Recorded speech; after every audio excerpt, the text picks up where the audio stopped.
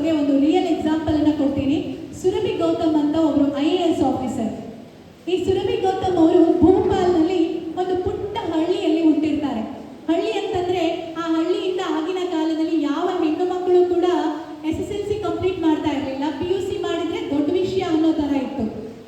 ಅಂತಹ ಫ್ಯಾಮಿಲಿಯಲ್ಲಿ 30 ಜನ ಇರುವಂತಹ ಕೂಡು ಕುಟುಂಬದಲ್ಲಿ ಇವರು ಒಂದು ಹೆಣ್ಣು ಮಗುವಾಗಿ ಹುಟ್ಟಿರ್ತಾರೆ. ನಿಮಗೆ ಗೊತ್ತಿದೆ, ಒಂದು ಹೆಣ್ಣು ಮಗು ಹುಟ್ಟಿದ್ರೆ ಆ ಕಾಲದಲ್ಲಿ ಹೇಗಿರ್ತಾ ಇತ್ತು, ಈಗ ಬದಲಾಗಿದೆ. ಅವತ್ತು 30ರ ಜೊತೆ ಇನ್ನೊಂದು ಮಗು ಹುಟ್ಟಿತು ಅಷ್ಟೇ. ಆ ಮಗು ಬೆಳೀತಾ ಬೆಳೀತಾ ಓದೋದ್ರಲ್ಲಿ ಸ್ವಲ್ಪ ಒಳ್ಳೆ ಚೆನ್ನಾಗಿ ಓದ್ತಾ ಇದ್ರು, ಕ್ಲಾಸಲ್ಲೆಲ್ಲ ಟಾಪರ್ ಆಗ್ತಾ ಇದ್ರು, ಸ್ವಲ್ಪ ಅಪ್ರಿಸಿಯೇಷನ್ ಸಿಗ್ತಾ ಇತ್ತು, ಖುಷಿ ಕೊಡ್ತಾ ಇತ್ತು. ನೋಡಿ ಸುರಭಿ ಎಷ್ಟೊಂದು ಮಾರ್ಕ್ಸ್ ತೆಗೆದಿದ್ದಾಳೆ ಅಂತ. ನೀವೆಲ್ಲ ಮಾರ್ಕ್ಸ್ ತೆಗೆದ್ರೆ ನಿಮ್ಮ ಅಪ್ಪ ಅಮ್ಮ ಖುಷಿ ಪಡ್ತಾರೆ ಅಲ್ವಾ? ಟೀಚರ್ಸ್ ಖುಷಿ ಪಡ್ತಾರೆ ಅಲ್ವಾ? ಹೇಳ್ಕೊಳ್ಳುವಾಗ ನಿಮಗೆ ಖುಷಿ ಆಗುತ್ತೆ ಅಲ್ವಾ? ಊರಲ್ಲಿ ಸ್ವಲ್ಪ ಮಟ್ಟಿಗೆ ಸೆಲೆಬ್ರಿಟಿ ಅಲ್ವಾ ನೀವು? ಅವನು ಬಹಳ ಹುಷಾರಿದ್ದಾನೆ ಓದಲ್ಲಿ, ಇವಳು ಬಹಳ ಹುಷಾರಿದ್ದಾಳೆ ಅಂತ ಆ ಕೇಳುವಾಗಲೇ ಆ ಫೀಲಿಂಗ್ ಇದೆಯಲ್ಲ, ನಮ್ಮನ್ನ ಡೆವಲಪ್ ಮಾಡುತ್ತೆ ಅದು. ಹೌದಲ್ವಾ? ಇಷ್ಟೊಂದು ಜನ ನನಗೆ ಅಪ್ರಿಷಿಯೇಟ್ ಮಾಡ್ತಾ ಇದ್ದಾರೆ, ನಾನು ಇನ್ನೂ ಏನೇನೋ ಮಾಡಬೇಕು ಜೀವನದಲ್ಲಿ ಅಂತ. ಸುರಭಿ ಅವರು ಹಾಗೆ ಓದ್ತಾ ಓದ್ತಾ SSLCಲಿ ರ್ಯಾಂಕ್ ಬರ್ತಾರಂತೆ. ರ್ಯಾಂಕ್ ಬಂದಾಗ ನಮ್ಮ ಥರ ಮೀಡಿಯಾದವರು ಅವ್ರ ಮುಂದೆ ಮೈಕ್ ಹಿಡಿದು ಕೇಳ್ತಾರೆ, ದೊಡ್ಡವರಾದ್ಮೇಲೆ ನೀವು ಏನು ಮಾಡ್ತೀರಾ ಅಂತ. ಸುರಭಿ ಗೌತಮ್ ಅವರಿಗೆ ಈ ದೊಡ್ಡವರು ದೊಡ್ಡ ದೊಡ್ಡ ಸಾಧನೆ ಆ ಥರ ಪದಗಳೆಲ್ಲ ಗೊತ್ತಿರಲಿಲ್ಲ. ಅವರು ಯೋಚನೆ ಮಾಡ್ತಾರಂತೆ, ಊರಲ್ಲಿ ಯಾರಿಗೆ ಜಾಸ್ತಿ ಗೌರವ ಸಿಗುತ್ತೆ ಅಂತ ಯೋಚನೆ ಮಾಡಿದಾಗ ಒಂದ್ಸಲ ಅವರ ಒಂದು ಸ್ಕೂಲ್ನ ಕಾರ್ಯಕ್ರಮಕ್ಕೆ DC ಬಂದಿರ್ತಾರಂತೆ, ಡಿಸ್ಟ್ರಿಕ್ಟ್ ಕಮಿಷನರ್, ಜಿಲ್ಲಾಧಿಕಾರಿ. ಅವ್ರು ಬಂದಾಗ ಕಾರಿನ ಡೋರ್ ತೆಗೆಯೋದು, ಅವರ ಹಿಂದೆ ಮುಂದೆ ಫೈನ್ ಹಿಡ್ಕೊಂಡಿರುವಂತಹ ಜನರು, ಪೊಲೀಸ್ ಬಂದೋಬಸ್ತು, ಇದನ್ನೆಲ್ಲ ನೋಡುವಾಗ ಜನ ಎಲ್ಲ ಅವರಿಗೆ ತಲೆಬಾಗಿ ಹೀಗೆ ನಮಸ್ಕರಿಸ್ತಾ ಇರುವಾಗ, ಎಲ್ಲರೂ ಗೌರವವನ್ನು ಕೊಡ್ತಾ ಇರುವಾಗ ಅವರಿಗೊಂದು ಯೋಚನೆ ಬಂದಿತ್ತಂತೆ, DC ಆದರೆ ಇಷ್ಟೆಲ್ಲ ಪವರ್ ಇರುತ್ತೆ, ನಾವು ಪವರ್ಫುಲ್ ಆಗಿರ್ತೀವಿ, ಎಲ್ಲರೂ ಗೌರವಿಸ್ತಾರೆ ಅಂತ. ಸುಮ್ಮನೆ ತಲೆಗೆ ಬಂತು, ಯಾರಾದ್ರೂ ಕೇಳ್ತಾರ DC ಆಗೋದು ಹೇಗೆ, ಏನು ಮಾಡಬೇಕು, ನನ್ನಿಂದ ಆಗುತ್ತೆ, ಅದೆಲ್ಲ ಯೋಚನೆ ಮಾಡಲಿಲ್ಲ. ನಾನು ಬೆಳಿಗ್ಗೆನೇ ಹೇಳಿದೆ, ನೀವು ನಿಮ್ಮ ಗುರಿಯನ್ನು ಮೊದಲು ಡಿಸೈಡ್ ಮಾಡಿ ಅಂತ. ಇವರಿಗೆ ಇಲ್ಲಿ ಸ್ಪಷ್ಟತೆ ಇರಲಿಲ್ಲ ಗುರಿ ಬಗ್ಗೆ. ಅವ್ರು ಹೇಳ್ತಾರೆ, ನಾನು ಜಿಲ್ಲಾಧಿಕಾರಿ ಆಗ್ತೀನಿ ಅಂತ. ಮರುದಿನ ನ್ಯೂಸ್ ಪೇಪರಲ್ಲಿ ಹೆಡ್ಡಿಂಗ್ ಬರುತ್ತೆ, ಒಂದು ಹೆಣ್ಣು ಮಗು ಇಂತಹ ಸಾಧನೆ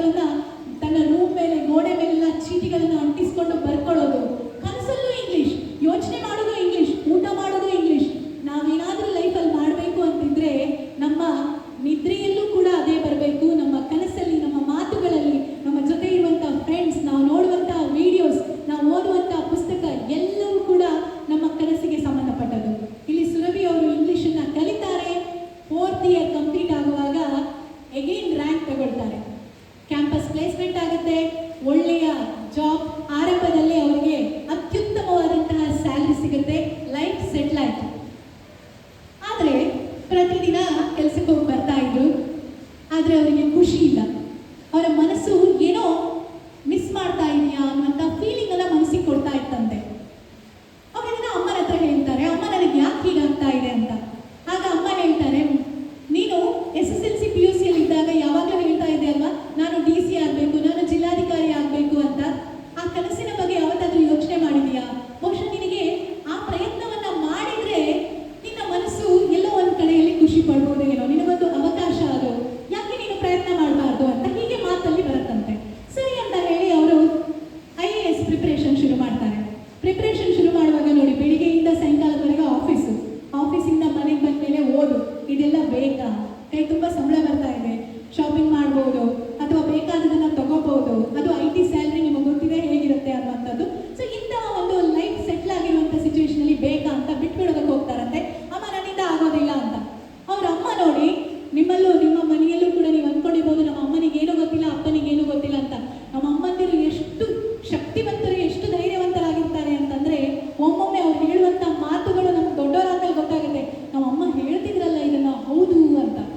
ಇಲ್ಲೂ ಕೂಡ ಹಾಗೆ ಅವ್ರು ಹೇಳ್ತಾರಂತೆ, ನನಗೆ ಅವರಿಗೊಂದು ಸ್ಕಿನ್ ಪ್ರಾಬ್ಲಮ್ ಇರುತ್ತೆ ಆಯ್ತಾ. ಆ ಸ್ಕಿನ್ ಪ್ರಾಬ್ಲಮ್ ಹೇಗೆ ಅಂತಂದ್ರೆ, ದೇಹವನ್ನ ಕವರ್ ಮಾಡ್ಕೋಬೇಕು. ಗಾಳಿಯಲ್ಲಿ ಹೀಗೆ ಏನಾದರೂ ಸೋಕಿದ್ರು, ಯಾವುದೋ ಒಂದು ಆ ಡಸ್ಟ್ ಎಲ್ಲ ಬಂದು ಕೂತ್ಕೊಂಡ್ರು ಅವರಿಗೆ ಅಲರ್ಜಿ ಆಗೋದು. ಅಂತಹ ಒಂದು ಉದ್ಯೋಗವನ್ನ ನಾನು ಸೀರೆಯನ್ನು ಹೀಗೆ ಹೊತ್ಕೊಂಡು ಕಂಪ್ಲೀಟ್ ಕವರ್ ಮಾಡಿಕೊಂಡು ಬೆಳಿಗ್ಗೆ ಟ್ರೈನಲ್ಲಿ ಟ್ರಾವೆಲ್ ಮಾಡಬೇಕಿತ್ತು ಅವರಿಗೆ. ಆ ಥರ ಪ್ರತಿದಿನ ನಾನು ಫೇಸ್ ಮಾಡ್ತಾ ಇದ್ದೆ. ಆದರೆ ನಾನು ಯಾವತ್ತೂ ಕೂಡ ಹಿಂದೆ ಬರಲಿಲ್ಲ, ನನ್ನಿಂದ ಆಗೋದಿಲ್ಲ ಅಂತ. ಮನೆಯಲ್ಲಿ ಬೆಳಿಗ್ಗೆ ಬೇಗ ಎದ್ದು ಅಡುಗೆ ಮಾಡ್ತಾ ಇದ್ರು, 30 ಜನರ ಕುಟುಂಬ. ಆ ಜಾಯಿಂಟ್ ಫ್ಯಾಮಿಲಿಯಲ್ಲಿ ಅದೆಲ್ಲವನ್ನ ನಿಭಾಯಿಸಬೇಕಿತ್ತು. ಅದನ್ನೆಲ್ಲ ಮಾಡಿ ನಾನು ಆಫೀಸಿಗೆ ಹೋಗ್ತಾ ಇದ್ದೆ. ಜೊತೆಯಲ್ಲಿ ನಾನು ಎಲ್ಲವನ್ನ ನೋಡ್ಕೊಳ್ತಾ ಇದ್ದೆ. ನಿನಗೇನಿದೆ ಕೆಲಸ? ಮದುವೆ ಆಗಿಲ್ಲ, ಗಂಡ ಇಲ್ಲ, ಮಕ್ಕಳಿಲ್ಲ, ಜವಾಬ್ದಾರಿ ಇಲ್ಲ, ಮನೆಯಲ್ಲಿ ಯಾರು ಹಣ ಕೇಳೋದಿಲ್ಲ, ಅಥವಾ ನೀನು ಅದು ಮಾಡು ಇದು ಮಾಡು ಅಂತ ಹೇಳೋದಿಲ್ಲ. ನೀನು ಯಾಕೆ ಹಿಂದೆ ಬರ್ತಾ ಇದೆಯಾ? ನೀನು ಓದಲೇಬೇಕು ಅಂತ ಹಠ ಹಿಡಿದು ಕೂರ್ತಾರೆ. ಸುರಭಿ ಗೌತಮ್ ಅವರು ಅಮ್ಮ ಹೇಳಿದ ತಕ್ಷಣ ಅದನ್ನ ಚಾಲೆಂಜಿಂಗ್ ಆಗಿ ತಗೋತಾರೆ, ಓದೋದಕ್ಕೆ ಶುರು ಮಾಡ್ತಾರೆ. ಓದ್ತಾರೆ, ಹಿಂತಿರುಗಿ ನೋಡೋದೇ ಇಲ್ಲ. ಅತ್ಯಂತ ಆ ಟೈಮಲ್ಲಿ ಯಂಗೆಸ್ಟ್ IAS ಆಫೀಸರ್ ಆಗ್ತಾರೆ. IAS ಸುರಭಿ ಗೌತಮ್ ಅಂತ ಹೊಳಿರಿ. ಇದೇ ನಾನು ಹೇಳಿದಂತಹ ಈ ಕತೆ ನಿಮಗೆ ಆ ವಿಡಿಯೋದಲ್ಲಿ ಸಿಗುತ್ತೆ. ಅವರೇ ಸ್ವತಃ ಶೇರ್ ಮಾಡಿಕೊಂಡ ಕತೆ. ಇದನ್ನ ಕೇಳಿ ಒಂದು 5 ವರ್ಷ ಆಗಿರ್ಬೋದು. ಆದರೆ ನಾನು ಕಾಲೇಜಿಗೆ ಹೋದಾಗಲೆಲ್ಲ ಈ ಕತೆ ಹೇಳ್ತೀನಿ. ಯಾಕಂದ್ರೆ ನಿಮ್ಮಲ್ಲಿ ಆ ಇನ್ನರ್ ವಾಯ್ಸ್ ಅನ್ನೋದು ನೀವೇನಾಗಬೇಕು ಅನ್ನೋದು ಹೇಳ್ತಾ ಇರುತ್ತೆ. ನೀನು ಇದಕ್ಕಲ್ಲ, ನೀನು ಇನ್ನೇನೋ ಮಾಡಬೇಕು, ನಿನ್ನಿಂದ ಸಾಧ್ಯ ಇದೆ, ಮಾಡ್ತೀಯಾ, ಆಗುತ್ತೆ ಅಂತ. ತುಂಬಾ ಸಕ್ಸಸ್ಫುಲ್ ಆಗಬೇಕು. ನಾಳೆ ನಿಮ್ಮನ್ನ ಈ ಕಾಲೇಜಿಗೆ ಗೆಸ್ಟ್ ಆಗಿ ಕರಿಬೇಕು. ಇದೇ ತರ ಮಕ್ಕಳಿಗೆ ಮೋಟಿವೇಟ್ ಮಾಡಬೇಕು ಅನ್ನುವಂಥ ಆಸೆ ಇಲ್ಲಿರುವಂತ ಎಷ್ಟು ಜನರಿಗಿದೆ? ಎಷ್ಟು ಜನರಿಗೆ? ಕೈ ಎತ್ತಿ ಧೈರ್ಯದಲ್ಲಿ. ಅಂತಿಕೆ ಬೇಡ. ನಾನು ಹೇಳಿದ್ರೆ ಮುಂದೆ ಇದು ಆಗುತ್ತೋ ಇಲ್ವೋ ಅನ್ನೋದೆಲ್ಲ ಮೂಢನಂಬಿಕೆ ಆಯ್ತಾ. ಇವತ್ತು ನೀವು ಮುಂದೆ ಬರಲಿಲ್ಲ ಅಂತಂದ್ರೆ ಇನ್ಯಾವತ್ತೂ ಕೂಡ ಬರೋದಕ್ಕಾಗೋದಿಲ್ಲ. ಯಾವತ್ತು ಮೊದಲ ಬೆಂಚಲ್ಲಿ ಅಥವಾ ಮೊದಲನೇ ಸಾಲಲ್ಲಿ ಕೂತ್ಕೊಳ್ಳೋದ್ರ ಕಡೆ ನಿಮ್ ಗಮನ 2-3ರಲ್ಲೇ ಇರ್ತಾರೆ ಅವರು ವಾರಕ್ಕೆ ಅಟ್ಲೀಸ್ಟ್ 1 ಪುಸ್ತಕ, ತಿಂಗಳಿಗೆ 2 ಪುಸ್ತಕ ಮಿನಿಮಮ್ ಆದ್ರೂ ಓದ್ತೀನಿ ಅಂತ ಈಗಲೂ ಹೇಳ್ತಾರೆ.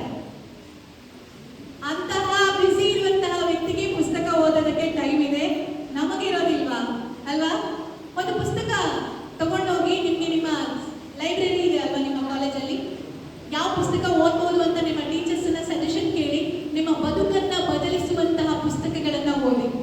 ಅದೆಷ್ಟೋ ಲೇಖಕರು ಜೀವನವನ್ನು